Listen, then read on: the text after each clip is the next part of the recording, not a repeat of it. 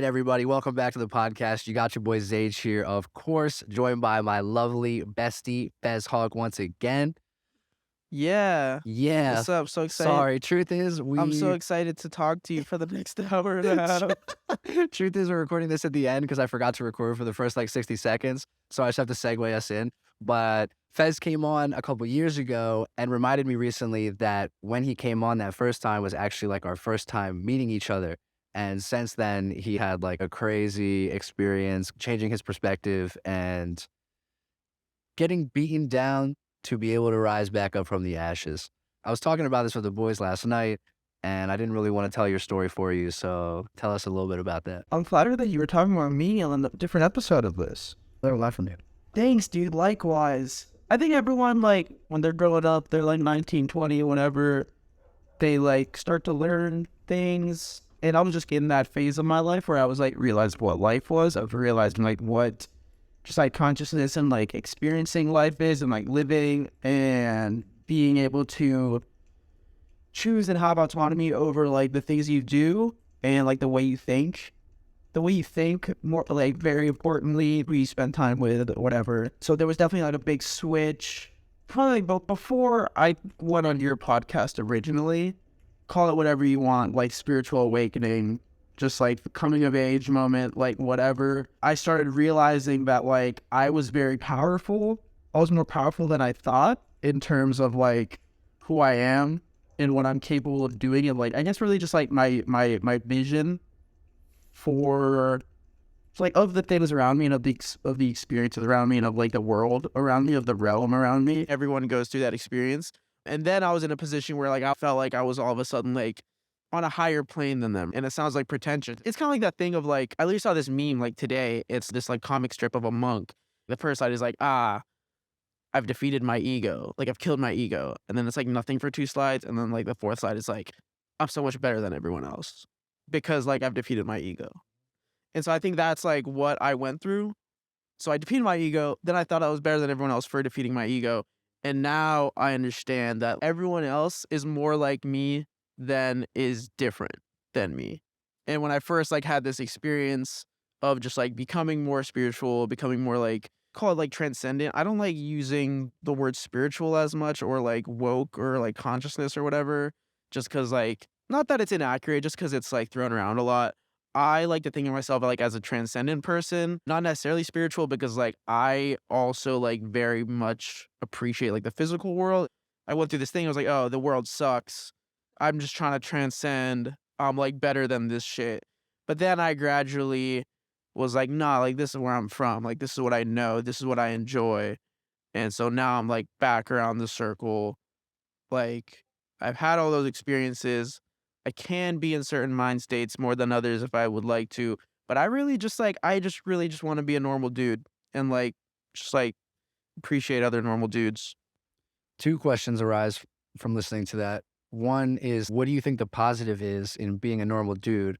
And secondly, now you think that most people are on the same level playing ground as you, whether it be you coming down or them coming up, however you see it, how do you see that benefiting your life, your relationships with others and stuff like that? I think I realized as much as I wanted to transcend life in 3 dimensions and shit, I kind of sound like an asshole to myself. I sound like a pretentious fuck. And I've been around people who are more just dive into the whole esoteric spiritual shit. And I was almost, I was on the edge of that. And I feel I could have gone that route. But then I just realized as much as I want to know what is beyond, what is more than this life in this realm, I'm going to get there anyways when I die. I know I'm going to get there. I know that there's something else. And you can either live your life super disciplined and be spiritual, meditate, be fucking vegan, whatever. All these things that spiritual people do.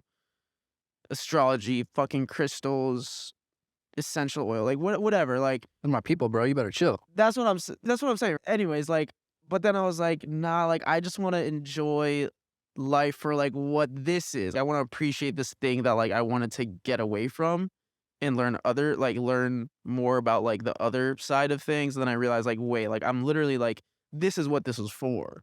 I have everything after I die to learn about the other shit.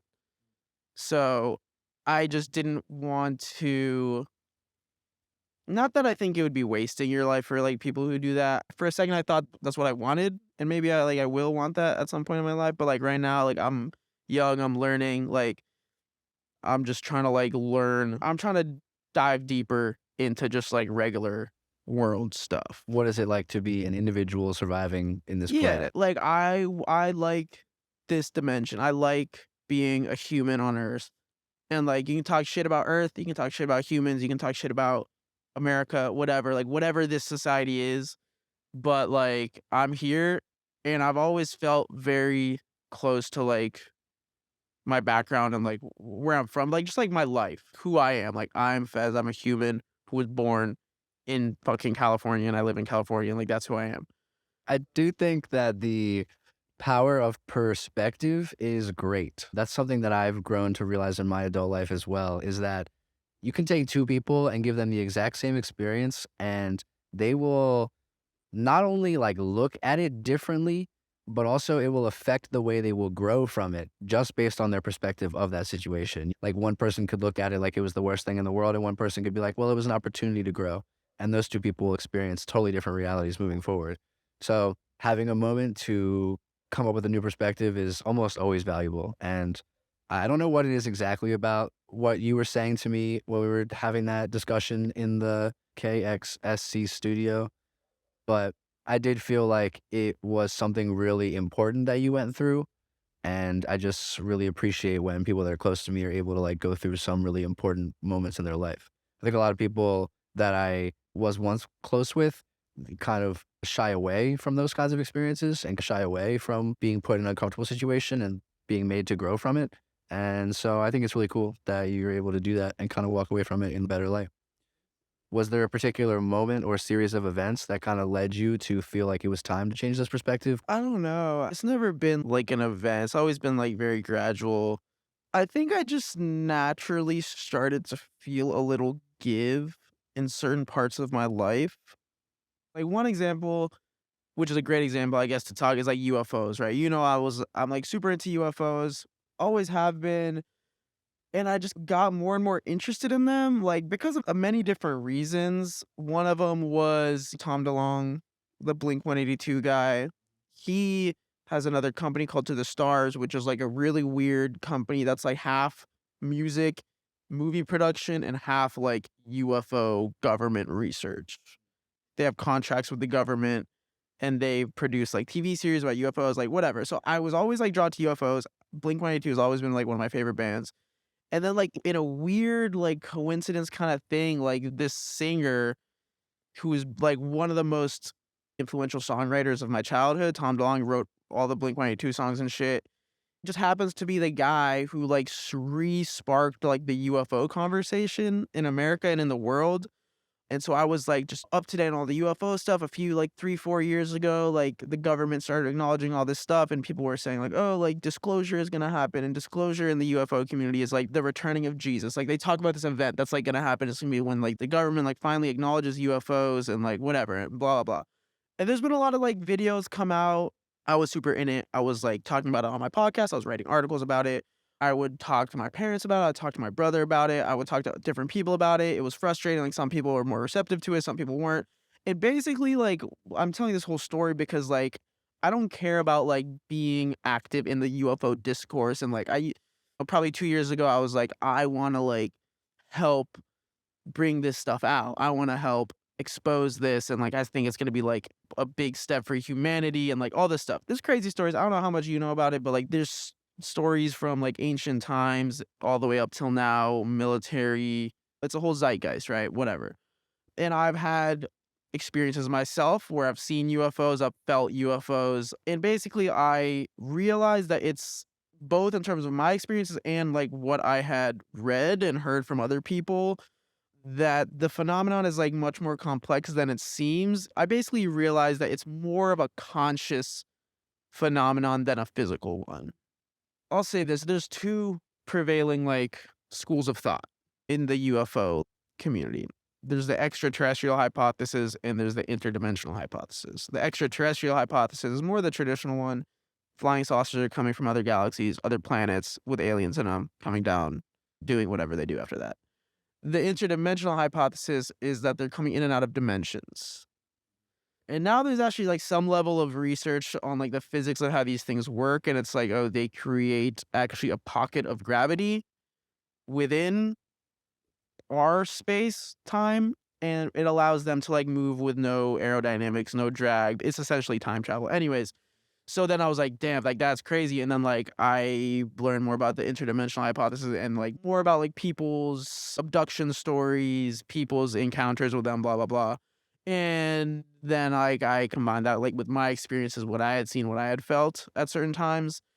And I realized that like, oh, this is like so much more complicated than I thought. And you have to be open. Like if you start reading and just like learning more about UFOs, you will like encounter them more. And it's like the law of attraction, right? And so like that's when it gets tough to talk about. It's because like, oh, like the people who see UFOs the most are the people who like already know about them and are advocating for their existence, whatever. And so then I got to a point where like, okay, like this is really like more of a internal, like conscious, spiritual, very introspective experience for me, where I've had certain undeniable experiences that like I'll remember for the rest of my life. And I realized that's all I need. It's not the best use of my time to like just keep researching this stuff and interviewing people and doing podcasts and writing articles in hopes that the government can like vindicate me and then I feel validated. Like what I'm saying is I already know what I know. I believe what I believe. I don't need the government's validation.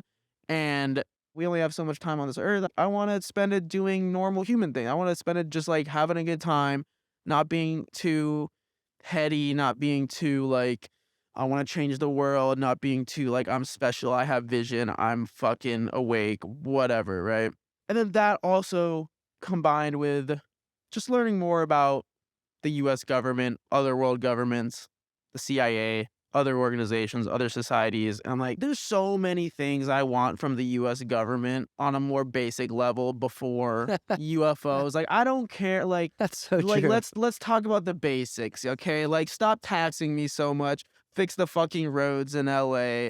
Like, there's a million things that I would rather have the government do than talk about UFOs. I don't care. I know what the government has done. I've read the CIA documents. I know the stories. Like, I don't need some dude to come out in a suit in a press conference and tell me what I already like know. I'm not going to spend my time reading about all this weird esoteric conspiracy shit in hopes of like saving the world and like spreading truth and like improving society and getting rid of the lies and the propaganda and the fake news and like the hate and like making it all love and like I was like a hippie.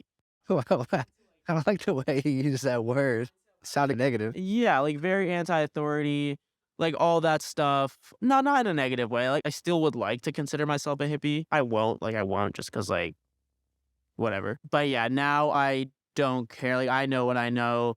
I really just see like my life as an opportunity for me to like just pass the time in the best way I can, like me having a good time and like learning shit and like helping people around me. Like that's really it. Maybe I'll get back into like the UFO shit maybe, but now I'm like I just want to blend in. I just want to like move. I just want to be part of society. Like I want to just lay low for a little bit. I think there's something to be said about like being a part of a community that isn't like as for lack of a better term, maybe like obsessive. A lot of the UFO community is obsessive. And I was there, like looking back on it now, like I could have become a crazy person. I could have been like committed to like an asylum, but like I no longer see myself as like a guy who's going to save the world.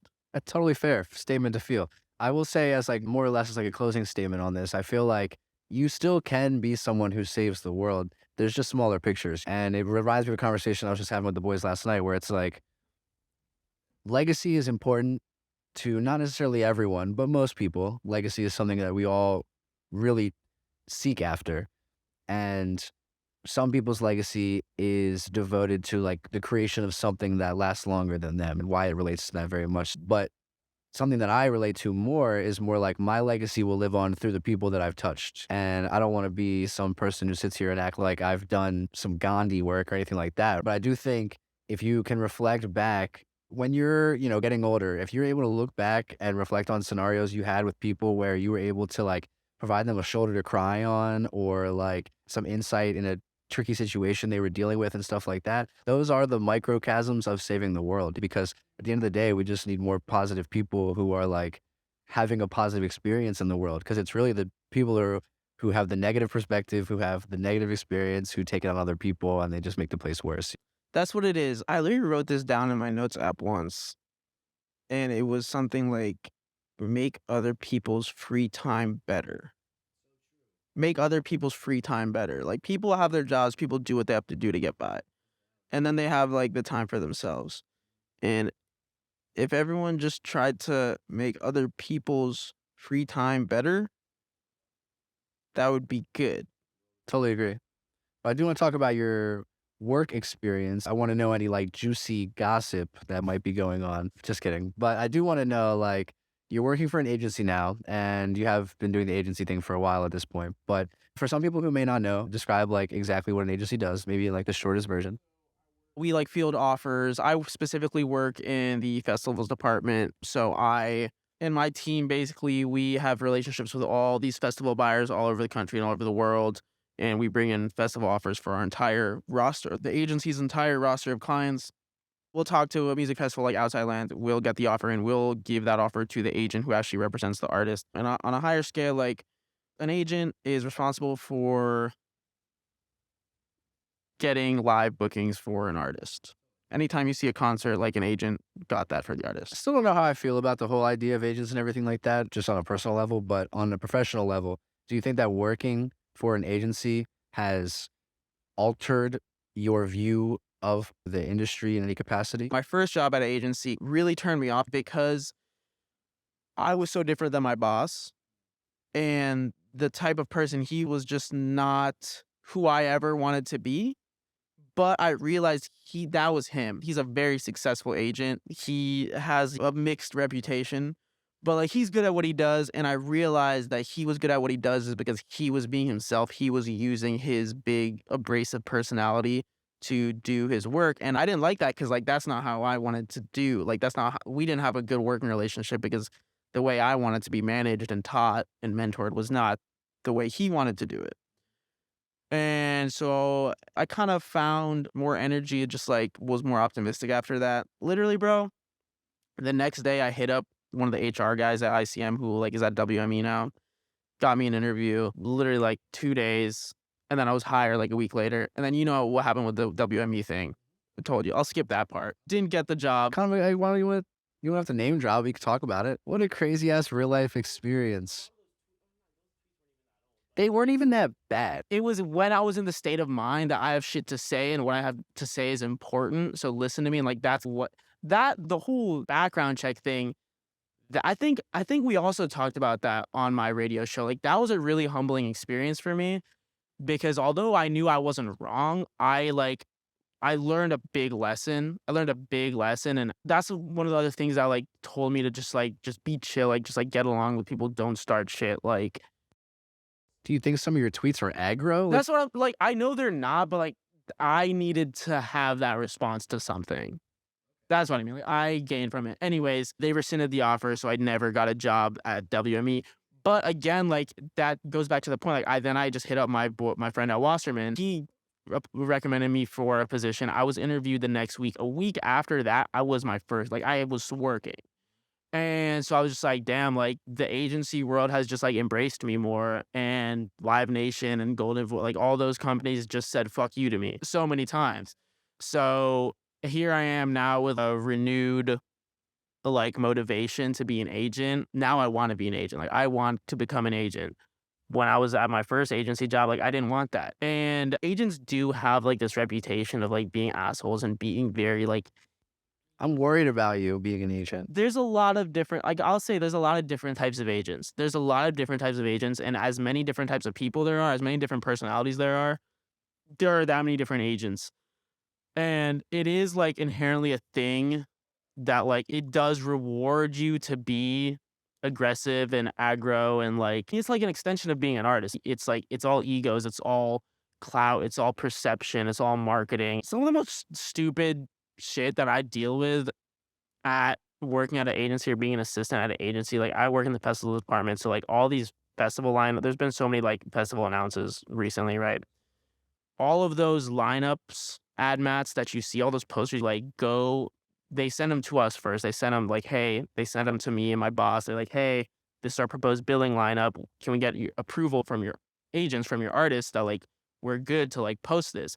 And every agent will be like, oh, I want my artist like up like 2 spots. Like, he has this many more streams. He has this many more like tickets in that market, blah, blah, blah. Like, and it's just like takes so much time to like go back and forth. And like, we have to go talk to our like internal Wasserman agents, and they're like fighting over each other. Like, oh, I want fucking this band to be in front of this band because of this, and like blah, blah, blah. And I'm like, this doesn't matter. Like, I love music. Like, I love just like going to shows and throwing shows. And like, this shit is so dumb. And I'm sure like the artists don't care about it as well. The artists like care about it, but they don't care about it as much as the agents, because it's the agent's job to care about it. It'll be funny because there'll be like a great artist, like whatever. I don't know. Who's your favorite artist? Wiz Khalifa, right? Like, you love him, his artistry, like it's done so many things for you. Like, his songs like make you cry, whatever. It's like it's a Yeah. beautiful moment. But like his agent can't be like, his agent is not gonna be just fucking high all the time having a good time. Like, Yeah. the agent has to, like, they have to work to get these artists the money they deserve. And it's not that like they want to be an asshole. Like, and this is like probably an issue with the industry or just like the whole society and like capitalism as a whole. Like, you have to ask for more money always, because like they might give it to you, and if you don't ask, then you'll never get it. And then 100%. But it is crazy because they already make way too much money, I think, for these shows. They make so much money. The bigger artists, the 1%ers. But like 10% goes to their agent, 20% goes to their management. They gotta pay their band, they gotta pay the production. Like, they're not getting, it'll be like, we'll get a $50,000 offer, and the agent will be like, yeah, like, we just can't, like, we're losing money doing this day because we gotta fly everyone out, we gotta pay all these people. So like, we need to get at least like 60,000 for this day to fly out the band to like for it to even make sense. So it's a lot of that stuff. It's weird because like all these agents like know the ins and outs of that, and they have to be like, know how to conduct business. They have to know the markets. They have to know the numbers. But most of them actually, not all of them, but like most of them are like the ones that I think are like good agents. They like really care about the music, like deep down, and like they don't always get a chance to talk about it, but sometimes you'll be on a call with a buyer and they'll actually like, they'll just be real with them, and they'll talk to them about like how important they think this music is. And like, that's cool. Like, I think that's sick. Like, when you're trying to like close a deal, and like it's all these egos and it's all this money, and it's like very cutthroat, but at the same time, they're the only reason that they signed this client, the only reason that like again, like, not all agents, but a lot of agents, like, the only reason that they're doing this at all and have a client roster of like 20, 30, 50 clients is because they care about this music, and they want to help this artist, and they want to do the legwork for this artist. And that's definitely not always the case. It's definitely not always the case. But I've definitely seen, even my old boss, like, he was such an asshole, and he was like your stereotypical like Hollywood agent. But there were definitely times that I saw like, yeah, he does care. Like, he went to school, he went to UNT and studied jazz. That's like one of the best jazz programs in the country. He was playing trumpet in like Erykah Badu's band and shit. And he was a player, and then he started booking his friends. He just realized he had this skill for being an agent, and he transitioned into that. And now he's just like booking people who he used to play with, and also like newer artists or whatever. So it's definitely nuanced in that way. And there's a certain like reputation agents have, and there's like the stereotypical one. It's definitely not always the case. And like, the way I see it is, the reason I want to work in live music, the reason I started throwing shows or whatever, is because like, I truly think like live music is like magic. And I'm sure you feel the same way. It's like, it is the true definition of magic. Like, it is transcendence. Like, it's like my favorite thing in the world. It's the moment when I feel most in control of like my life. And I don't mean when I'm throwing shows or like booking shows. I mean when I'm like in the audience of a show. and I'm just like feeling the music and like feeling the vibrations and like the energy around me. Like I feel like I can do anything. I feel like I'm like right where I'm supposed to be. And whatever. And everyone has their stories about like going to concerts or whatever, their favorite artists. And it's magic. And that's just what it is. That's just like the facts about it. And there's a lot of things that go into that, obviously. You do it closer to the production side, obviously. Like you're a sound guy, you're like a concert producer, whatever you want to call it, all the things you do. Like what I do is just like a different part of that. And it's like not, yeah, it's not like, it's not as necessary as like plugging in the mics and shit. But when you get to a certain level, when you have an artist like Frank Ocean, who is like almost unequivocally like the most like revered artist in the world right now, who makes really great music that's given like a lot to like so many people, and it just like is so transcendent and like so simple, and like his voice and like his brain and his ideas and his own like mental shortcomings, like all of that, like everything that makes Frank Ocean a great artist, like that's what you need an agent for. That's what you need a management team around him for, because he's just some fucking guy. And maybe he didn't ask to be the most famous musician in the world or the most like infamous or like whatever. But somehow he got here to this place. He's just like an artist. He just has like a natural affinity or like calling to make music. And he did it for a little bit and it fucking blew up. And he did a great job with it. All I'm saying is it took a lot for Frank Ocean to come back and like headline Coachella.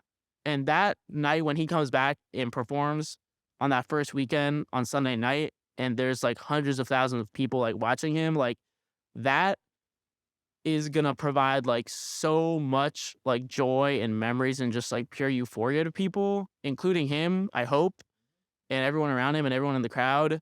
And like that's like the pinnacle. That's like the situation. Like you could not have done that without an agent. If it was just Frank Ocean and fucking Paul Tillett trying to get Frank Ocean to come play at his fucking stupid festival in the middle of the desert with a bunch of bitches, he doesn't want to do that. Like he needs a shitload of money. He needs multi-million dollars. He needs like all this shit to happen, and his agent knows that and knows how to get it done.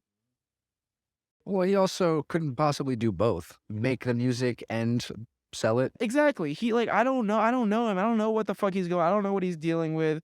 I don't know if he wanted to be this famous, but he is. And like I do think the best thing for everyone is for him to play Coachella and for all these people to see him and be happy. It's not the best for me, bro. I'm having FOMO, bro. I'm actually like already feeling FOMO and depression that I can't go. I'm going to be Oh, gone. you're gonna be in Japan, huh? Yeah. Why'd you do I that? even texted Kuklich today and I was like, yo, hypothetically, like, would it even be possible for you to change your trip? And he said no. I knew Frank Ocean would be headlining like a year ago, like most people did. I didn't know that. Should ask me, bro. I'm an agent. No doubt. No, I'm kidding. No, but like, I actually feel so salty because I do think he will drop that album. I think he's going to drop the album, do the show. Everybody's going to be there and cry together. And I'm going to be in fucking Tokyo jerking my dick with Wyatt and Kuklich. Question is if he ever performs after that. I've seen him before, so it's okay. Oh, okay. You're already in a select few. I know. Well, listen, man. I don't know what to tell you. You can not go to Japan and go to Coachella, or you can go to Japan. I feel like maybe a trip to Japan in the grand scheme of your life maybe is getting close to being as memorable as seeing Frank Ocean. It's definitely close. It's definitely a close bet. It's not the same, though. God, I want to see Frank so bad. Don't even talk about it anymore. I'm done talking about it. It makes me so sad. I want to ask you something else. I want to ask you about, because you're an agent, you're also getting access to like making deals that other up and coming artists aren't able to make, you know, because you're sort of on the inside. But I was talking to Sean recently about, he was trying to send the deal to you and Kwame. Yeah. And first time he came over, he was talking about, bro, it's the best deal ever. Everybody's going to win. It's going to be so good. And then today he's texting me about like, oh my God, thank God they didn't sign this deal. Bro, Sean's an idiot. That deal was so bad. It was a 7-year, 60%, like they take 40% deal for a 30K advance. I knew like His intentions were good. his intentions were always good, but like I was never fooled by this deal. Like the deal, like a 7-year term for an independent distro deal is like I didn't even know like people did that. Like last deal we were offered was 5 years. We were trying to bring them down to 2 or 3. 5 was like the maximum we would ever consider. 7 years, 60%. It's just, it was bad. And like we actually I was on the phone with Sean and Kwame and one of his coworkers today, and like his coworker, like his boss, basically like the big boss is the dude who wrote the contract.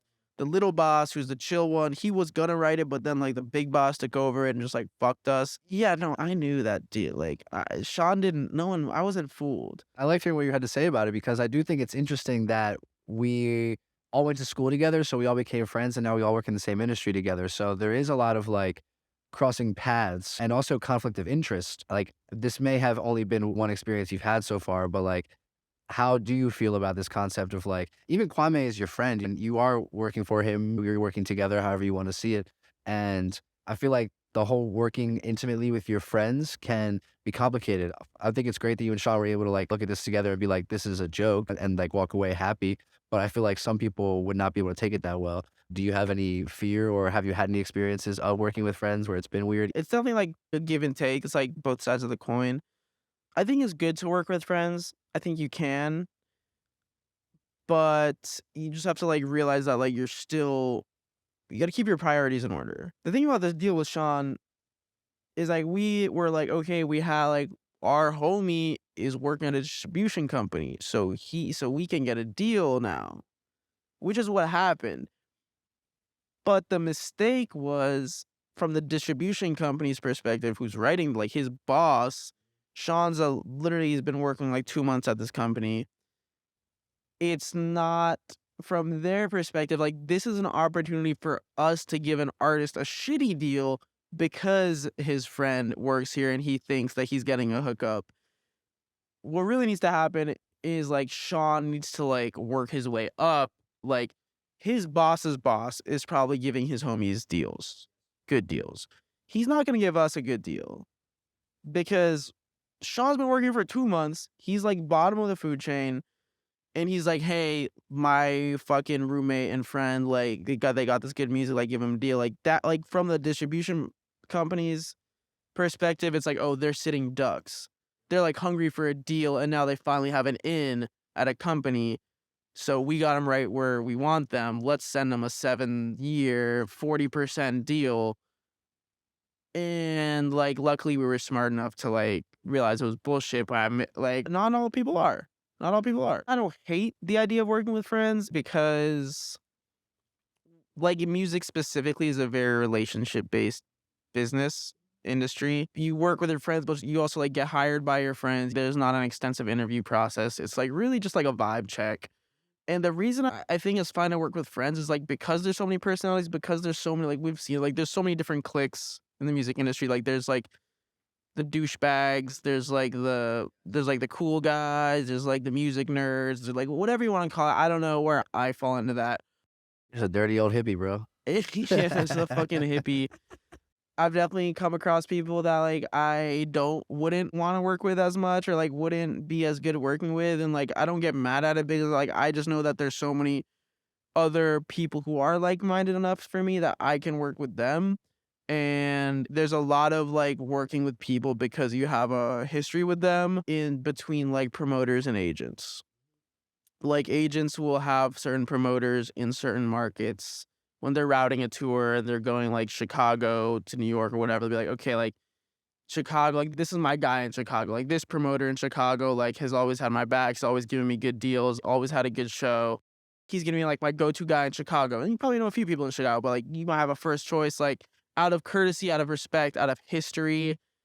If you're routing a tour, like I need to get a show at a 300 cap venue in Chicago, like I'm gonna hit out my boy Joe. I do think that's better though, because there's a difference between like working with someone that is your friend and then making a friend through work. Because then there's at least this understanding that like, okay, we're friendly, but like, hey, we're both in this for the same reason. Trying to put on a good show, make a little bit of money. I'm trying to be on that level though too. One thing I regret from going on tour is I did not make a good enough attempt to like maintain relationships with these different promoters. So I think that would be like a cool thing to have in my Rolodex. I mean, it's never really too late to hit him up or whatever. You're right. So I just gotta like find an excuse to hit him up or fake the accidental like run in or like, you know, whatever it is. Sure, the nuances. I wouldn't be surprised if almost every deal being made has somebody's intentions in the back of their mind. Like something to gain from it at least. Because like you said, there is so much music going around these days, and every agency has a house and artist under it and all these different things. So it's like, I think maintaining those positive relationships is really good. Anyway, we should wrap, probably.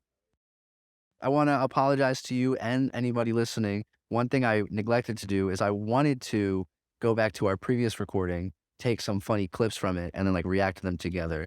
Like when I came here for the first time. I'm gonna start doing that with other guests, and I'll probably just have you back on, and we'll do it Cool. again. Yeah, that sounds fun. It'd be crazy to listen to that again. That was when I had my fake ego death. Fake. Yeah, that's when I thought I was hot shit because I didn't have an ego. I just remember talking a lot about like spirituality and the aliens and UFOs and stuff like that too at that time. But I didn't think anything you said was out of pocket, and I also felt like we had some good Well, I conversations know you about. wouldn't because you're a fucking crazy hippie dude too. It's funny that like I was talking about UFOs back then. I was probably talking in a way different light than I was today. But I'm glad. That's when I was reminded is when we were talking about that, because I was like, damn, this would have been the perfect moment to be like, oh, this is exactly what you said, and we could have reacted to it. That's so funny. No, that Fez was valid. He was spitting. He was spitting about the UFOs. Defo, yeah. But now, I don't need to. Nah, it's all good. Yeah, now we have a lot of other cool shit to talk about, I would say. Exactly. Well, on that, is there anything you have to say as a closing remark? Any advice for the kids out there? Any shout outs? How you feeling? I don't think I'm going to shout anyone out except for the Niners. Go Niners. NFC Championship game this Sunday. We taking it. We're playing the Eagles. You know that? My team. Yeah, fuck you. We're going to beat down the Eagles, and then we're going to beat down whoever the fuck we're playing in the Super Bowl, and we're going to be Super Bowl champions. They did not. Oh, also, dude, a new hobby that I'm getting into, beekeeping. How are you getting into I'm going to that? learn beekeeping this semester. PSA save the bees.